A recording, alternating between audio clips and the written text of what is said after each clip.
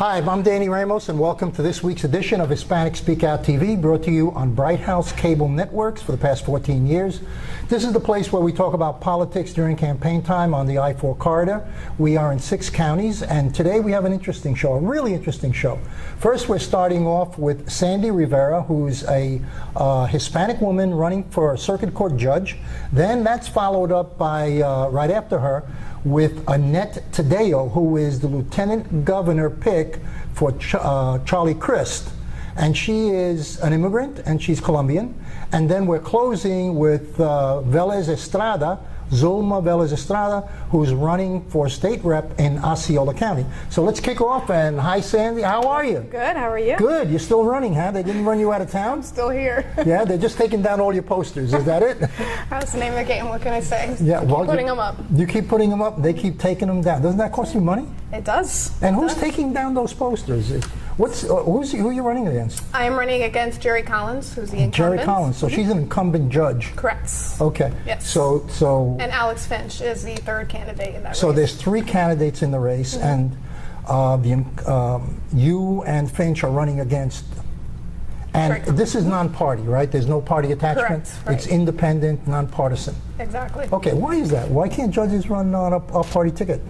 The idea is that when you're in a court of law, you want the judge to be impartial, not biased. So you don't Not want like the IRS and the Republicans. Exactly Okay. like that. So you want to know that when you go in there that they're not being influenced by a certain party that may have offered their support during their campaign or their election year, that they're not being influenced by other contributors. Okay, during that time. what is your background to qualify you? Basically, tell us a little bit about you again, because you've been here once before, about your qualifications to be circuit court. You're an attorney. Correct. Okay. Yes. And actually, I'm running for county court judge. So Okay. there's a difference. There's a county court and the circuit court. I'm running for the county court in Seminole County. I've been practicing for about 12 years.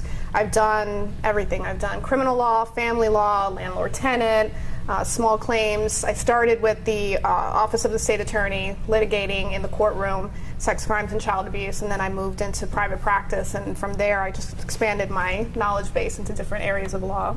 Okay, and when you're sitting in the bench and you're judging, what kind of court is that you'll be presiding over? Is it everything that goes in there, or is it a specific area? Yeah, in the county court area or jurisdiction, you're going to be handling anything from small claims to landlord-tenant evictions, credit card defense. That's on the civil side. In Seminole County, we would also be presiding over first appearances, so I might have to do bond hearings at first appearances. On the criminal side, it would be anything from misdemeanors, so your small petty crimes, anything that is punishable by no more than a year in jail. Okay. Tell me a little bit about your family background. Who are you? Where are you from? And okay. I was born in Chicago. I grew up in Central Florida, graduated from Edgewater High School. How old were you when you got here? I was about six and a half. Yes. Okay. So I've still got family in Chicago. My family's from Puerto Rico. Got family in Puerto Rico as well. I'm a single mother. I have a 7-year-old little boy. He's starting school on Monday. In Seminole, obviously. In Seminole County, yeah. And he always wants to make sure that I mention him whenever I have interviews. Okay, so. say hello to him. Hi, Alexi. I love you. That's cool. All right, so, and again, you're running against 2 other candidates, and I know there's been this because I actually made some phone calls, and I know people have been taking down signs. Is that part of the political process now, that level of... It is, and I've learned that through this process. There are obviously people who want their candidates to win. I would never call anybody out in particular. I don't know, but obviously the signs are disappearing. From what I understand, it happens a lot. It happens to everybody. It's part of the process. You just deal with it. So you have to make twice the number of signs in order to have the original number of signs up. Exactly. I do a lot of driving around Seminole County. What's your Facebook page or your website? The website is SandraRiveraForJudge.com. The Facebook is Facebook.com/SandraRiveraForJudge. Okay. Sandra is a good candidate, and we want you to support her. So she's our candidate. She's my candidate in Seminole County. Whether she wins or not, she's totally qualified to handle the position. And right now we are going to interview Annette Taddeo, who is Charlie Crist's pick as lieutenant governor. And that's going to be interesting because she is an immigrant that came from Colombia, and she's made it through all the way to being a candidate for lieutenant governor. Let's take a break now. Before I became a graphic designer, I thought I only needed to master the software. The computer can only do so much. But at Sanford Brown, Ms. McCarthy helped me develop my eye for design. She even shared her own professional experiences. The adventures of a real-life graphic designer. Prepare for your future career as a graphic designer at Sanford Brown College. Call 877-918-6444 now for your Career Builder Career Guide. That's 877-918-6444. Hi, welcome back. This is Danny Ramos on Hispanic SpeakOut TV, Bright House Cable. We're here every Tuesday night at 9:30 p.m. We just interviewed Charlie Crist, who's running for governor for the state of Florida. And now we're introducing Annette Taddeo. Now, Annette Taddeo is from the Miami-Dade area, and she is the Democratic Party pick for lieutenant governor of the state of Florida. Welcome. Thank you. Welcome. Delighted to be here. Yeah, well, we're delighted to have you, you know, and we're also delighted that the Central Florida community gets to know you because while you're famous, absolutely, in Miami-Dade, a lot of people don't know you here, and we want to introduce the community to you. Great. So I understand you're Colombian. Colombian American. Colombian American, Yeah. and you actually were born in Colombia, and you migrated. You as an immigrant, you came here. Tell us the process. Exactly. Give me a history. I'm the daughter. I call myself a mixed breed. I'm the daughter of a Colombian mom and an American dad from New Jersey. Okay. So Italian American dad, I might add. Okay. So he was in the Air Force, and he fought in World War II in Korea, and was sent by the Air Force to South America to start the first helicopter school, which was in Colombia. Fell in love with Colombia, fell in love with my mom, and the rest is history. Okay, and how did you get to come to the United States? How old were you when you came here? Well, like, you know, I came all the time, but when I was 17 is when I actually moved. The situation in the 80s in Colombia was very tough with the FARC. So, and I always knew I was going to come here to study here and live here.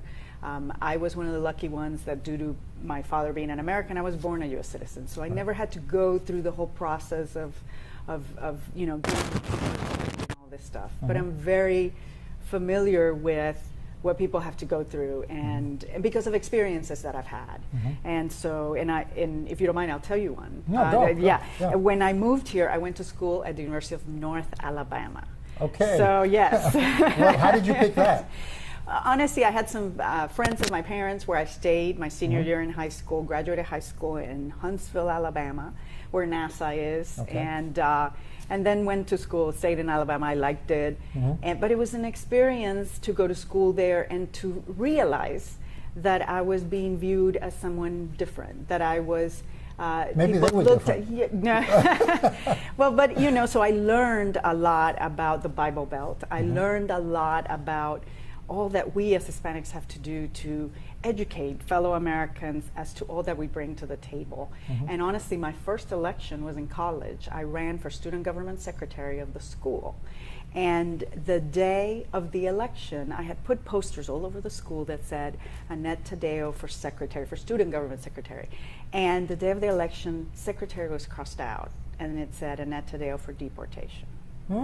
So that was a racial issue. It was clearly a racial issue. And it was at a very young age. Yeah. It was a lesson that I don't regret, because I think it made me who I am today. It made me realize about the importance of us being active in the United States as Hispanics, and about the importance of us playing a role in having a seat at the table, and how much, you know, we need to educate everyone about what we bring to the table. So after your election, or your non-election, Non-election. did that give you the bite to get into politics? Is that where you said, I'm getting into politics to change things? I became very active from college on, and I was active in college. I guess student government is active, but really I decided to be successful, to build a business. I started a business in translations, again, trying to help us in this global economy so that businesses can do business everywhere in the world. So the business thing started when? I actually started in college, translating for the Tennessee Valley Authority, but officially became a business in 1995. So I've been a small business owner for a very long time, successful. This is the American dream. We course. all want everybody to succeed, which is why I'm so excited that Charlie Crist has asked me to be on the ticket with him and to have the opportunity for one of us and a small business owner, a working mom, to really bring those experiences to the table. Because right now we just have special interests, lobbyists, major corporations, and not just regular people that go through the hardship. Now you're in Florida. How did you get involved in the Democratic Party in Florida? Because I understand that you are was very involved in the Democratic Party in Miami-Dade. Yes, so absolutely. tell us that transitional. I ran for Congress in 2008, and although I lost, I did extremely well because I was running against a 17-year incumbent, so it's a very tough thing to take out an incumbent. But having said that, I think we all learn more from those missteps, those bumps along the road, and I became a big leader in the Democratic Party, eventually becoming the chair of the Miami-Dade Democratic Party, vice chair of the Florida Democratic Party, and I also serve on the National Democratic Committee. So, So tell me a little bit about you. You are a mom, right? You have. I have an 8-year-old. She studies in public school. I'm a member of the PTA, so I know what it's like at the schools, how the budget cuts have been devastating to our children. I know how we've gone from being in the top 10 in the country as far as our schools to number 33. That's just unacceptable. I'm sorry, but I want my child and all the children in Florida to be going to the best schools, for us to understand the importance of the future of Florida and the future of our economy if we educate our kids. Okay. How do you see your future in politics? Let's say you become lieutenant governor. What do you see after that? What I or see, do you see, you know, no, I have to is be it too soon? No, I will tell you what I see. I see a mother, a successful businesswoman, a small business owner, somebody who knows what it's like to worry about meeting your payroll when times are tough. Somebody who knows what it's like to go to a bank and be turned down for a loan. That's what I see. I see my a small business advocate. Of course, we're a small business state. We need to have a small business advocate, and that's why it's so great that Governor Charlie Crist believes that we deserve a voice at the table. So that's what I see. I see all of us at the table, real people fighting for the future of all of us, not the select few at the top. Well, it certainly is a wonderful thing for Hispanics to have a person like you running for lieutenant governor with Charlie Crist. Thank you. It's a game changer in politics here to have a Hispanic woman rise to that level. You're a role model. What would you tell aspiring young college or high school females that are Hispanic, that are, you know, obviously in their environment? How do they achieve and how do they achieve success over the obstacles like you did? You know, obviously we're fighters. We're people who fight to succeed, and I think that's why we're so persevering and actually eventually get there.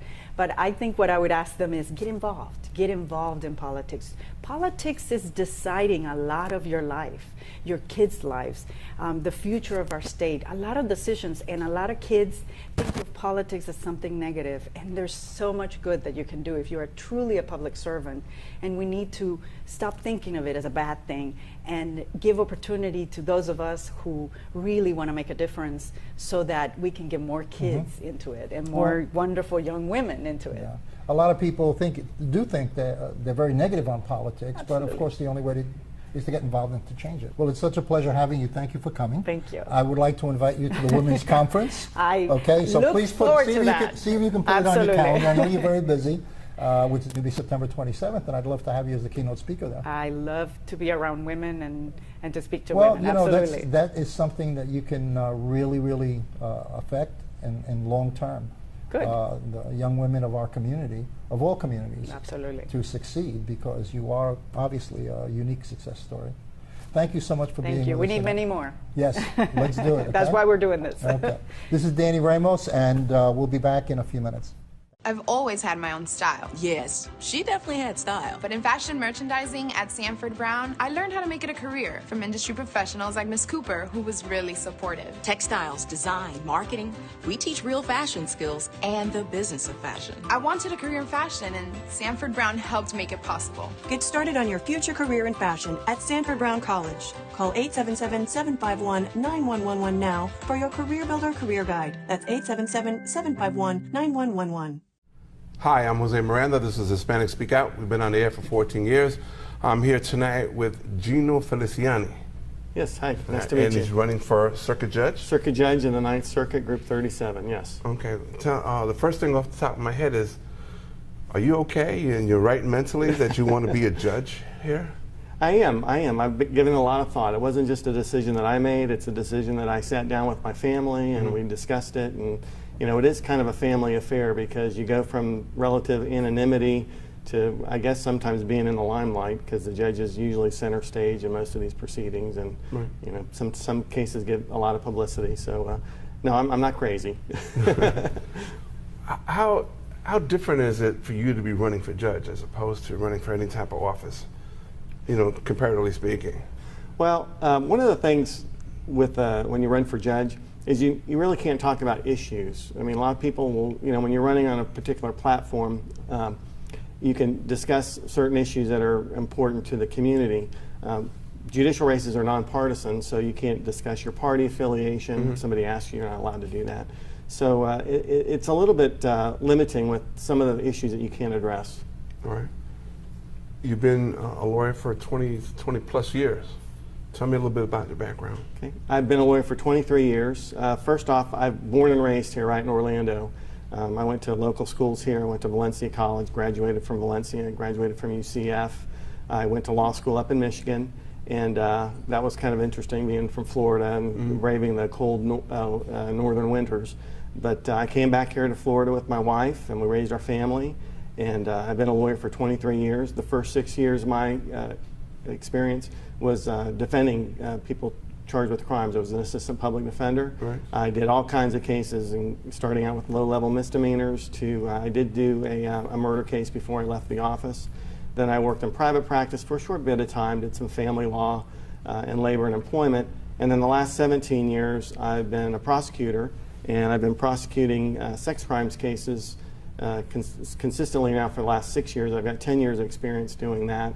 But I was a felony division chief, a county court division chief, where you supervise all the new attorneys. And like I said, I've been doing sex crimes now as the division chief for the last 6 years. So I've always wondered, on the other side of the law, as I have police background, that sometimes I might get too involved in the case. How do you prevent that in your level? Because you've got to be really non-biased. Right, you have to keep your objectivity. I will tell you that when my kids are older now, my kids are 18 and 22, and I have 2 daughters. And when I first started in the sex crimes division, I think my youngest was a year old, and my oldest was 5. It was really tough. It was really tough. It was hard to be objective because every little child that I saw them. Yeah. Now it's getting a little bit easier for me to be objective, and the reason is, you have to be fair. And sometimes we really need to go after somebody who's committed a crime, and sometimes we have to look at the facts and the evidence that we're going to have presented in a case, and we may not be able to go forward. And if your objectivity gets clouded by your own personal feelings, then that's really a danger. So you just have to keep it in check. I don't really know how to tell you how I do that, other than it just, you were a police officer, so It's just as blind. People say you're supposed to have this blindness. It's just as truly blind. Well, it should be. As far as I'm concerned, it is. Right. Okay, but I know that there is a perception in the public, and I can tell you, as part of my campaign, because part of the judicial circuit that I'm running in is Osceola County, and I've spent a lot of time in Osceola County in the last 3 or 4 months. I've been speaking to the folks down in Osceola County, and I can tell you that a lot of the folks in Osceola County don't feel that justice is blind. They feel like they're not being heard. Right. And I think that's just a shame because, it should be the same rights for everyone. So what do you do? Are you an advocate, or can you be an advocate as a judge? What are the problems with the court that you see? Yeah, well, Parts of the problems with the court is, of course, funding. Funding is always a problem. Okay, another part of the problem is a judge can't, when you're a judge, you can't make everybody happy. You can't be a yes man. You have to know how to say no. You have to have the legal knowledge to know when to say no, and you have to have the courage to say no. Because what's going to happen is your rulings that you make, you're going to have people that are going to be upset with you, and you can't make a ruling to just appease the public. There are other people running for the same position as you. Yes. Why do you think your candidacy is different than the others? Okay. Well, I really want to talk about me, and I know I can do a better job. I can tell you right now, the position that I'm in, I don't want to say it's quasi-judicial, but we make decisions. I make decisions that a judge would make. I mean, we have people that come in. Like I said, I'll file on cases, and I'll make a judgment call. I'll look at the evidence that's presented. I'll listen to the witnesses, and I'll make a decision whether we file charges or we don't file charges. Okay. I'll make a decision based upon what evidence is presented. You know, sometimes, and you know, you said you're a police officer for a long time. You know, sometimes, you know, most of the time police officers get it right. Sometimes they get it wrong. Right. And you have to be able to tell them, you know, when they've made a mistake. Sure. And so, you know, I'm doing that already, and I think I do a good job at that. And I've been doing it for a long time, and these cases, as you know, most of the sex crimes cases are almost all high-profile cases. Right. And you're always going to have somebody that's not happy with, you know, the way you handled a case. Either they're, you know, you're going to have some people say, oh, you were too easy on this guy, or somebody's going to say you were too hard on this guy. So it's kind of a situation that I'm already in, and I've handled it very well in my career. I believe that I'm respected in the legal community. I have a website, and my website, you can look at the people who've endorsed me. A lot of people that have endorsed me are criminal defense attorneys that I've tried cases and gotten convictions in. So I think it's a testament to the way I treat people. While we're talking about your website, please tell us your website. Okay, it's GinoForJudge.com, GinoForJudge.com. That's it? That's it. That's pretty good. That's an easy one, yeah. No. Any other things you're going to be doing that we can catch up with you at? Well, I am going to be out in the community. I've been doing that a lot. We've gotten a lot of good response when we go out and knock on doors and talk to folks, because typically that's something that, you know, like your other elected officials will do. They'll go out and canvass an area, but judges don't usually do that. But we've been doing that. We've done that about 4 or 5 weekends. We're probably going to keep doing that. You know, the election's coming up here pretty soon. It's less than a month away. And as time dictates, we'll be out in the community and talking to some more folks. You got less than 30 seconds. Tell us something else about you. Okay. Well, as I said, I was born and raised here in Orlando, Florida, and I've been married to a wonderful woman for the last 28 years. She's put up with me for 28 years. I think that's a testament to her. And I've got 2 great kids. And I just really would like the opportunity to serve the public in a judicial role. I believe that I have the legal knowledge and the temperament to do a really good job, and I would appreciate your vote on August 26th. That's about it. Thank you, Gina, for Thanks showing for meeting up. you. Really appreciate it. Eh? This is Hispanic Speak Out. We'll be right back. Welcome back. I'm Maria Padilla, and I am here with Zulma Velez Estrada, who is running for State House District 42 here in Florida, which encompasses Osceola and parts of Polk. Is that correct? That's correct. And we're here to talk about how your campaign is going and why you decided to run. Why did you decide to run? Oh, this is fantastic. Thank you very much for the opportunity to be here, first of all. And I decided to run because I'm really tired of seeing elected officials that are not really people that work for our community. Our community needs people that have been working for the people.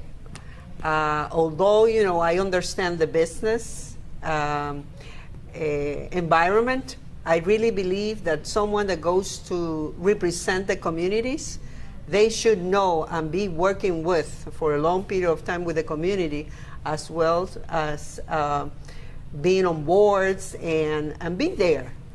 So they can represent in reality the needs of that community. Tell us a little bit about your community, part of Osceola and Polk County. That's very interesting. It is indeed. It comes from Harmony in Osceola County, you know, Harmony, St. Cloud, then goes to like backing around the east part of Osceola County, and then goes to Poinciana, which is part of Osceola, Right. and then Polk County ends in Lake Wells. So is all of Polk County? No, only up to Lake Wells. Up to Lake Wells. Yes. Oh, So okay. it's quite a big region. There are probably over 160,000 people. Wow. in And that do area. you know what percentage of those are Latinos? Latinos are over 45%. Over 45%. Over 45%, and probably, you know, the numbers are not totally correct since we have been having an afflux of a lot of Puerto Ricans to Osceola County and some part of Polk County as well. Okay. So, but more or less, that is a rounding number. And that has to be one of the highest Latino population districts in the state. It is one of the highest, yes. And if you go down to the city of Osceola, of Kissimmee, and in particular, it's over 57% of Latino. Right. So it's really an incredible afflux of Latinos to that area. And it's an interesting region because we have a lot of well-educated people. We have a very good workforce. We have good land to be developed. Lots of land, actually. And land that has been developing very well. So there's a lot of opportunities for Osceola and Polk counties. And so what are the issues that you're running on? What's your platform about? Okay, well, one of the things is I'm running because I want to fight for workers' rights, civil rights, equality for the people.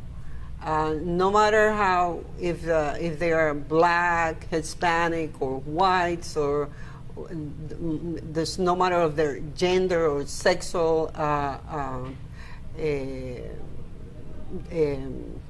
You want to push for their rights. I want to push for the rights and for the equality of their lives. I also want to go with the Medicaid expansion that is needed. Okay. You know, in case listeners don't know about it, viewers don't know about it, the state of Florida has not expanded Medicaid as some other states have under the Affordable Health Care Act. Okay, that's go correct. ahead. So we've been losing a lot of money as well. Something like $50 billion, I believe, to expand Medicaid. Yes, and we are not helping the people. So how can you work and say that this is a good state to be at if you're not helping the people? And job creations is a very important issue. How do you create more jobs? Well, you can be more creative in bringing businesses and industries that are self-sustainable. Are you talking about like high-paying jobs, or jobs that are pay a living wage? You know, for middle class, it's not only, you know, over $30,000 per year that makes it to the middle class. White and blue collar as well. Yeah. But it is important to be more creative. As I said, we have the educated people, we have the land, just we have to be more creative in order to bring those businesses. I don't know if you know, Maria, that I've worked for 4 years with the Florida Economic Development Commission. Okay. And I used to go out there to the international arena to bring businesses in and help develop the area. So I have that experience, which will help me to analyze. Remember, the legislature, we have to legislate.